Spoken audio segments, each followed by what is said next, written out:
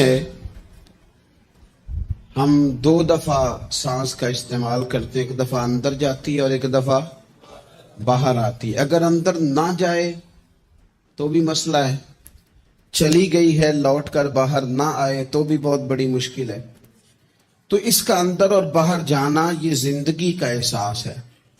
اگر کبھی سانس اکھڑنے لگے اور آپ کے سینے میں آپ کی سانس اٹکنے لگے تو ایک بہت بڑی تشویش ہے، ایک بہت بڑی آکسیجن ہے، پوری طرح سے انسان کو قید کر دیا جاتا ہے، اور وہ کہتا ہے کہ میرا تو سارا وجود سلامت ہے، ہاتھ کام کر رہے ہیں، پیر کام کر رہے ہیں، آنکھیں کام کر رہی ہیں، زبان کام کر رہی ہے، سب کچھ ٹھیک ہے، صرف سانس اکھڑ گئی ہے۔ تو انسان محسوس کرتا ہے کہ یہ ساری چیزیں سلامت ہونے کے باوجود میرے کسی کام کی نہیں۔ آپ کے پاس جتنی بھی نعمتیں ہیں ان کو اگر آپ شمار کریں تو کبھی آپ کہیں گے کہ ساری نعمتوں میں آنکھ زیادہ ضروری ہے، کبھی کہیں گے کان زیادہ ضروری ہے، کبھی کہیں گے زبان زیادہ ضروری ہے، کبھی کہیں گے دل زیادہ ضروری ہے، کبھی کہیں گے روح زیادہ ضروری ہے۔ لیکن میں آپ سے عرض کروں ان ساری چیزوں کے بغیر گزارا ہو سکتا ہے، رسول کائنات کی غلامی کے بغیر گزارا نہیں ہوتا۔ کیوں؟ اس لیے کہ اگر حضور کی شفقت نہ ہو، نبی پاک علیہ السلام کی رحمت نہ ہو، وہ ابن القیم نے ایک جگہ پہ کہا تھا کہ یہ حضور نے ہمیں انسان بنایا ہے، یہ نبی پاک علیہ السلام نے انسانیت کے اسباق پڑھائے ہیں، اخلاقی رویے کیا ہوتے ہیں حضور نے بتلائے ہیں۔ اگر حضور کا کرم نہ ہوتا تو انسان ایک دوسرے کو کاٹ کے کھاتا۔ یہ حضور نے بتلایا ہے کہ تم نے کس طرح زندگی کو گزارنا ہے۔ محبوب کریم علیہ السلام کا وجود نور ایک ایسی چیز ہے کہ اگر وہ کائنات سے معاذ اللہ سائڈ پہ کر دیا جائے تو اس کائنات کا قائم رہنا کسی صورت بھی ممکن ہے ہی نہیں۔ اسی لیے تو اقبال نے کہا تھا کہ ہو نہ یہ پھول تو بلبل کا ترنم بھی نہ ہو، چمن دہر میں کلیوں کا تبسم بھی نہ ہو نہ یہ ساقی تو پھر میں بھی نہ ہو، خم بھی نہ ہو، اور بزم توحید بھی دنیا میں نہ ہو، تم بھی نہ ہو۔ وہ بڑی بات کہہ گئے ہیں، میں نے بھی اس کو کوئی نہیں کھولنا، کہتے ہیں بزم توحید بھی دنیا میں نہ ہو، تم بھی نہ ہو، خیمہ افلاق کا استادہ اسی نام سے ہے، اور نبض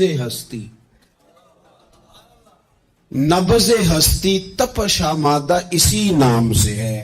تو اقبال پھر ہمیں کرنا کیا ہے؟ کہنے لگے کرنا آپ کو یہ ہے کہ قوت عشق سے ہر پست کو بالا کر دے اور دہر میں اسم محمد سے اجالا کر دے۔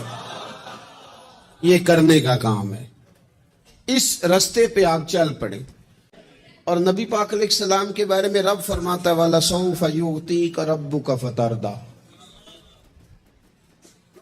محبوب میں آپ کو اتنا دوں گا کہ آپ اپنے رب سے راضی ہو جائیں گے۔ کیا کروں میں؟ اب یہ آیت اتنی شاندار ہے۔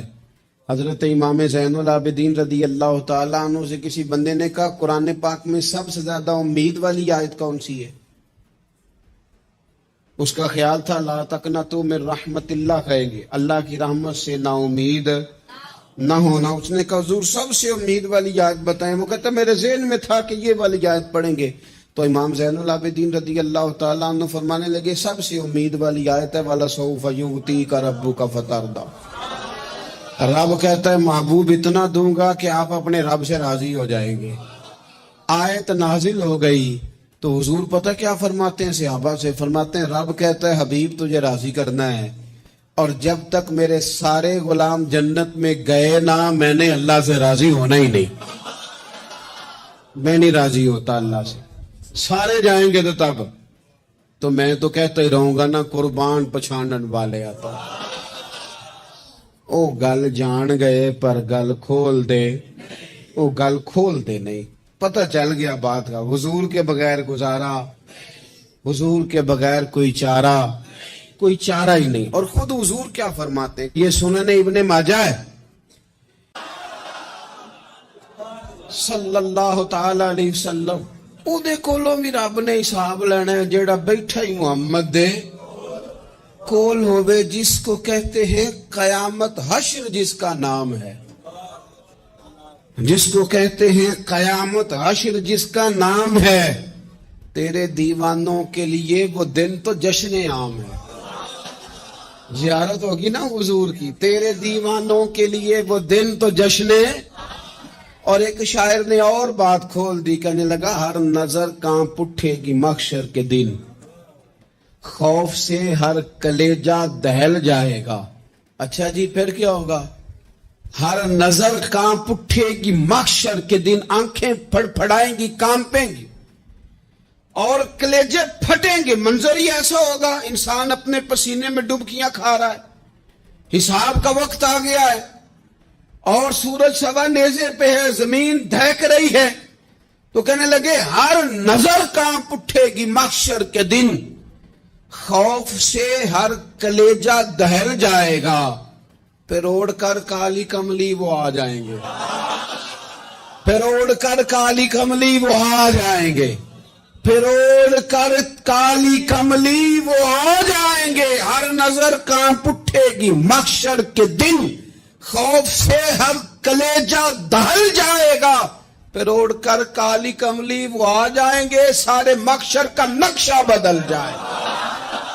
मेरे अजीज, हुजूर के बगैर गुजारा, नबी करीम के बगैर कोई चारा, हमारा कोई सहारा ही नहीं हुजूर के बगैर।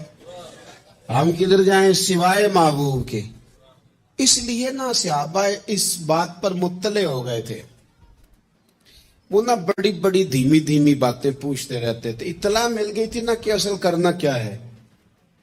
तो जो राजदार लोग होते हैं ना, वो फिर धीमे धीमे राज की बातें करते हैं। हजरत अनस बिन मालिक हुजूर के खादिम थे, अम्मा ने दे दिया था हुजूर की बारगाह में। कहते हैं मैं 10 साल मदीने में हुजूर की नौकरी करता रहा, तो करीब से देखा था ना सारा कुछ। बहुत सारी अहादीस उनसे मरवी हैं, बड़ी चीजों को देखा था। तो हम सियाने हो गए, बातें समझ गए, करीब रहने वाले लोग तो कुर्बान पछानन वाले हैं। तो गल जान गए, गल खोल दे नहीं। तो करीब पहुंच गए थे ना, तो समझ आ गई थी बात की। तो तिरमिज़ी में मौजूद है, एक दिन हुजूर से पूछते हैं, या रसूलल्लाह क़यामत वाले दिन आपको कहां तलाश करूं? यानी हुजूर अलैहिस्सलाम से पूछते हैं, हुजूर मैं ना क़यामत वाले दिन, भाई बात तो ये ना कि अमाल ठीक किए जाए, मामलात पर तवज्जो दी जाए, इबादत का ख्याल किया जाए, जो हमारे जिम्मे ड्यूटियां हैं वो पूरी की जाए। तो वो कहते हैं हुजूर वो क़यामत वाले दिन कहां तलाश करूं? तो हुजूर ने भी नहीं फरमाया कि तू अमाल ठीक कर, मुझे ढूंढने की क्या जरूरत है, कहां ढूंढूं? तो हुजूर फरमाने लगे मुस्कुरा के फरमाने लगे, चूंकि कुर्बान पछाणन वाले हैं तो ए गल जान गए, गल खोल दे नहीं। हुजूर अलैहिस्सलाम से कहा या रसूलल्लाह मैं ना क़यामत वाले दिन कहां तलाश करूं? तो हुजूर फरमाने लगे हौज़े कौसर पे। या रसूलल्लाह वहां क्या होगा? तो फरमाया उम्मत प्यासी आएगी तो मैं जाम भर भर के पिलाऊंगा,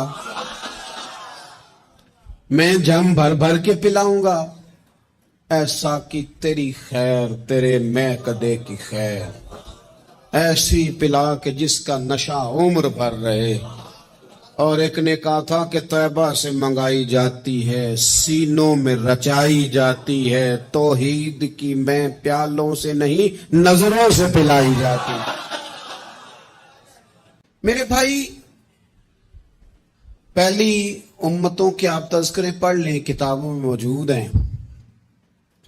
सूरह आराफ को देख लें, उसमें बहुत सारी चीज़ों का तज़किरा कर दिया गया है। और भी कुरान मजीद की बेशुमार सूरतें हैं, आप उनको देख लें, उस पर गौर कर लें।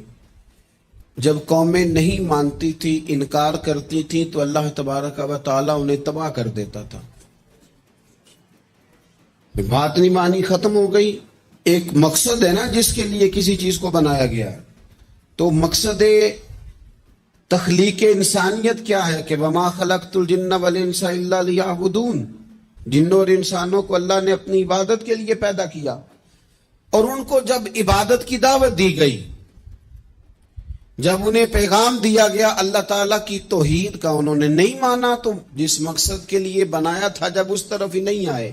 یہ پنکھا لگایا جاتا نا ہوا کے لیے، تو اگر پنکھا ہوا نہ دے تو اس کا کوئی چھت پہ کام ہے، اس کو اتار کے تو آپ سکریپ والے کے پاس بھیج دیں گے، بھئی ختم ہو گئی بات. تو مقصد جو تھا نا اللہ کی عبادت تھی، تو جب قومیں اللہ کی عبادت کی طرف نہیں آئیں تو اللہ نے انہیں تباہ کر دیا اور صفحہ ہستی سے مٹا دیا. اللہ تعالیٰ کے پیارے محبوب علیہ السلام نے کفار مکہ کو، قریش کو، عالم عرب کو، عالم انسانیت کو دعوت دی، وَدَاعِيًا إِلَى اللَّهِ بِإِذْنِهِ وَسِرَاجًا مُنِيرًا. اس منصب پر فائز ہو کر حضور نے دعوت دی. جب انہوں نے دعوت کا انکار کیا، حضور نے انہیں عذاب سے ڈرایا، اللہ کے عذاب سے، چونکہ حضور نذیر ہیں. انہوں نے یہ کہا کہ اگر آپ کہتے ہیں نا کہ ہم پر عذاب آئے گا تو پھر آپ وہ عذاب لے آئیں، ہم پہ آئے. جب کوئی آدمی منہ سے تباہی مانگے، جب کوئی شخص اپنے منہ سے یہ کہے کہ کر لیں جو ہوتا ہے معاذ اللہ، تو اگر تو سامنے والا کمزور ہو تو شاید وہ کچھ نہ کر سکے. لیکن یاد رکھنا، کئی دفعہ کمزور ہوتا ہے تو کچھ نہیں کرتا، تو کئی دفعہ مہربان بڑا ہوتا ہے. رحمان اور رحیم کئی دفعہ کرم نوازی کرتا ہے. جب انہوں نے کہا نا کہ لائیں وہ عذاب ہے محبوب جس کا آپ وعدہ کرتے ہیں، تو اللہ نے کیا فرمایا؟ فرمایا وَمَا كَانَ اللَّهُ لِيُعَذِّبَهُمْ وَأَنْتَ فِيهِمْ. محبوب رب کی یہ شان ہی نہیں کہ انہیں عذاب دے. کیوں؟ اس لیے کہ آپ ان کے درمیان موجود ہیں. اے محبوب علیہ السلام، اللہ کی یہ شان نہیں کہ انہیں عذاب دے اس حال میں کہ آپ ان کے درمیان موجود ہیں. آپ میری بات کو سمجھیں گے، غور کریں گے کہ کافروں کے درمیان اگر حضور موجود ہوں تو عذاب نہیں آتا، تو قیامت میں جب حضور مومنوں کے بیچ موجود ہوں گے،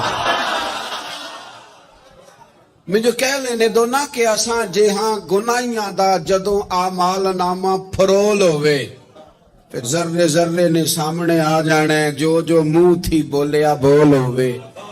اساں بھی کول حضور دے بیٹھ رہنا ہے، لکھ عمل ترکڑی تول ہوئے، او دے کولوں بھی رب نے حساب لینا ہے جیڑا بیٹھا ہی محمد دے کول ہو. میرے رسول پاک صلی اللہ تعالی علیہ وسلم ارشاد فرماتے ہیں، حدیث کے راوی حضرت ابو موسیٰ اشعری رضی اللہ تعالیٰ عنہ، حضور فرماتے ہیں کہ اللہ نے مجھے اختیار دیا.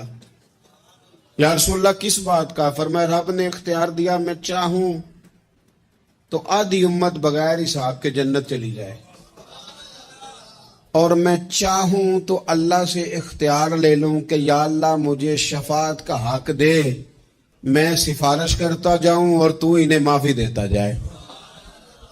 یہ مجھے اختیار دیا اللہ تعالیٰ نے. تو حضور کیا فرماتے ہیں؟ فرماتے ہیں وہ آدھی امت والا سودا نہیں میں نے قبول کیا، میں نے نہ شفاعت لی ہے، کیونکہ یہ عام تر ہے اور یہ کفایت کرنے والی ہے. یہ عام بھی ہے اور کفایت کرنے والی بھی ہے. اور حضور نے یہ لفظ کہے، یہ سننے ابن ماجہ کتاب الزہد دیکھیے گا، اس میں روایت مل جائے گی. حضور فرماتے ہیں یاد رکھو، تمہارا کیا خیال ہے کہ میری یہ شفاعت پرہیزگاروں کے لیے؟ خود جملہ استفہامیہ سے بات کرتے ہیں. تمہارا کیا خیال ہے کہ میری یہ شفاعت جو قیامت میں سفارش کروں گا تو پرہیزگاروں کی کروں گا؟ حضور فرماتے ہیں نہیں، میں قیامت میں گناہگاروں کی سفارش کروں گا. میں گناہگاروں کی سفارش کروں گا، گناہگاروں کے لیے عرض کروں گا اللہ کی بارگاہ میں. حضور صلی اللہ علیہ وسلم نے فرمایا حوض کوثر پہ بھی جام پلائیں گے. سیانے بڑے تھے، حضرت انس اور بلا ہمارا کر رہے تھے. یہ حضور سے پوچھ پوچھ کے نا تو ہمیں ایڈریس بتا رہے ہیں، کیونکہ حدیث روایت کر دی نا تو ہمیں ایڈریس سمجھا دیے، پتے بتا دیے کہاں پہنچنا ہے، ساری جگہ سمجھا دی. چلیں جدید دور آ گیا ہے، انہوں نے لوکیشن بتا دی. کہاں کر کے نا کس جگہ جا کے سٹاپ کرنا ہے کام. یا رسول اللہ وہاں ملاقات نہ ہوئی تو حضور نے فرمایا پھر پل سے رات پہ آنا. یا رسول اللہ وہاں کیا ہوگا؟ فرمایا امت گزر رہی ہوگی اور میں دعائیں مانگ رہا ہوں گا. رب سلم امتی، رب سلم امتی، یا اللہ میری امت کو سلامتی سے گزار دے. تو وہاں آ جانا، میں دعائیں وہاں مل جاؤں گا. قربان جائیں. فاضل بریلوی بول پڑے، کہنے لگے خدا کی رضا چاہتے ہیں دو عالم، خدا چاہتا ہے رضائے محمد. اجابت کا جوڑا عنایت کا سہرا، دلہن بن کے نکلی دعائے محمد. اجابت نے جھک کر گلے سے لگایا بڑی ناز سے جب دعائے محمد. رضا اب پل سے وجد کرتے گزریے کہ ہے رب سلم دعائے محمد صلی اللہ.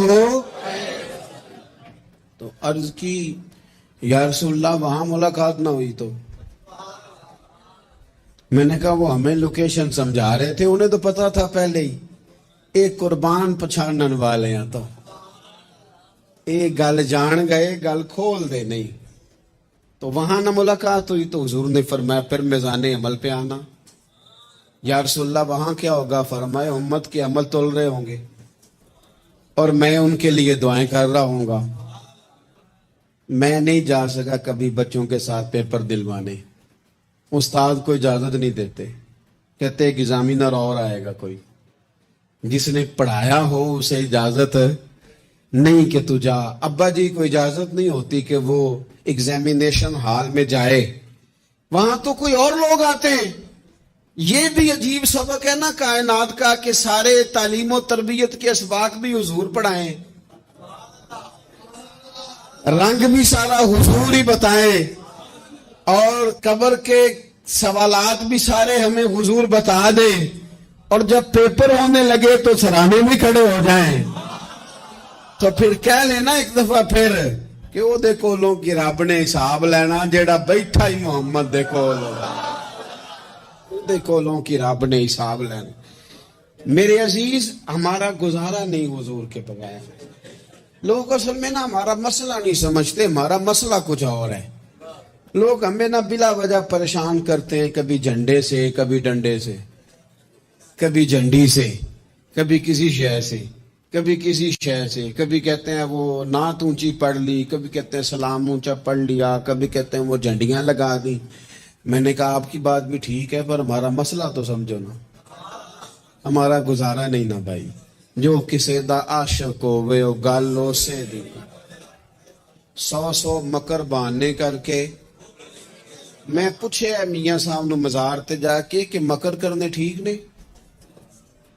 تو ساں کہنا مکر کردا ہے تے حضور ٹھیک نے. تے مینوں لگدا ہے کہ پولا جان دے سے پے کہ سونا راضی کرنا ہوئے تے موڑ ٹھیک نے. حضور نے ایک دن کہا تھا، حضرت ابو سعید خدری نے کہا یا رسول اللہ آپ قرآن پاک کی تلاوت کر رہے تھے، قرآن پاک بڑا سونا پڑھتے تھے نا. تو نبی کریم نے سن لیا. اب کیا کریں، دلیل دیں گے تو بات مضبوط ہو جائے گی. حضور نے سن لیا تو بعد میں فرمایا ابو سعید تو بڑا سونا قرآن پڑھتا ہے، رب کے علاوہ کسی کو دکھا کے عبادت کرنی جائز ہے؟ حضرت ابو سعید خدری کہنے لگے سن رہے ہیں، مجھے پتہ نہیں تھا آپ سن رہے ہیں، ورنہ میں نے تو اور بنا بنا کے پڑھنا تھا. اب تو مان جاؤ نا، جو کسے دا عاشق ہوئے گالو سے دی کرد ہے 100 مکر بہانے کر کے، 100 مکر بہانے کر کے او دہی مرنے مرتا ہے. میں بیان کیا حضرت عبداللہ ابن عباس رضی اللہ تعالیٰ عنہ کی روایت آپ دیکھ لیں، یہ آپ کو مستدرک میں ملے گی. حضور صلی اللہ علیہ وسلم فرماتے قیامت کے دن اللہ تعالیٰ انبیاء کے لیے نور کے ممبر بچھائے گا. ہر نبی ممبر پہ بیٹھ جائے گا، ہر پیغمبر علیہ السلام اپنے ممبر پہ جلوہ فروز ہو جائیں گے، ہر پیغمبر.